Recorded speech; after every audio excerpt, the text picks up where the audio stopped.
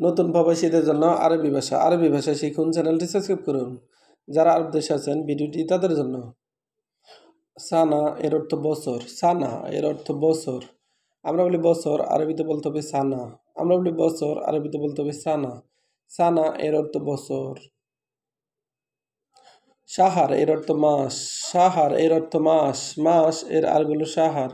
মাস এর আরবি হলো শাহার। শাহার এর অর্থ মাস। উজবু এর অর্থ সপ্তাহ। উজবু এর অর্থ সপ্তাহ। আমরা বলি সপ্তাহ, আরবিতে বলতে হবে উজবু। আমরা বলি সপ্তাহ, আরবিতে বলতে হবে উজবু। কুল্লু সানা এর অর্থ প্রতি বছর। কুল্লু সানা এর অর্থ প্রতি বছর।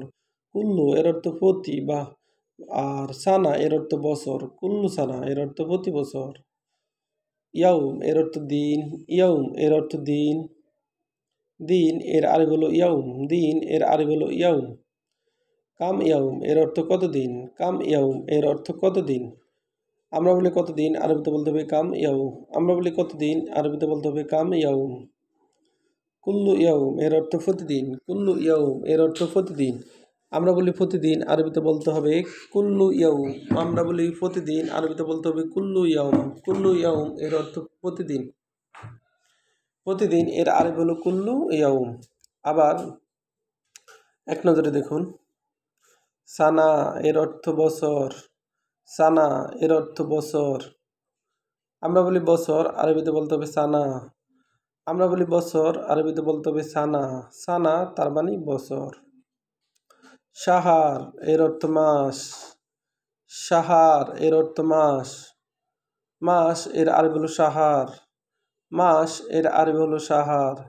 শাহার এর অর্থ মাস। মাস এর আরবি হলো শাহার। উজবু এর অর্থ সপ্তাহ। উজবু এর অর্থ সপ্তাহ। আমরা বলি সপ্তাহ, আরবিতে বলতে হবে উজবু। আমরা বলি সপ্তাহ, আরবিতে বলতে হবে উজবু। উজবু তার মানে সপ্তাহ। কুল্লু সানা এর অর্থ প্রতি বছর। কুল্লু সানা এর অর্থ প্রতি বছর। আমরা বলি প্রতি বছর, আরবিতে বলতে হবে কুল্লু সানা। আমরা বলি প্রতি বছর, আরবিতে বলতে হবে কুল্লু সানা। কুল্লু এর অর্থ প্রতি। সানা এর অর্থ বছর। ইয়াউম এর অর্থ দিন। ইয়াউম এর অর্থ দিন। আমরা বলি দিন, আরবিতে বলতে হবে ইয়াউম। আমরা বলি দিন, আরবিতে বলতে হবে ইয়াউম। ইয়াউম এর অর্থ দিন।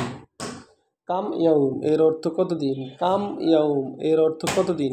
কতদিন এর আরবি হলো কাম ইয়াউম। কতদিন এর আরবি হলো কাম ইয়াউম। কুল্লু ইয়াউম এর অর্থ প্রতিদিন। কুল্লু ইয়াউম এর অর্থ প্রতিদিন। ভিডিওটি ভালো লাগলে অবশ্যই সাবস্ক্রাইব করুন এবং ভুল ত্রুটি হলে ক্ষমার দৃষ্টিতে দেখবেন।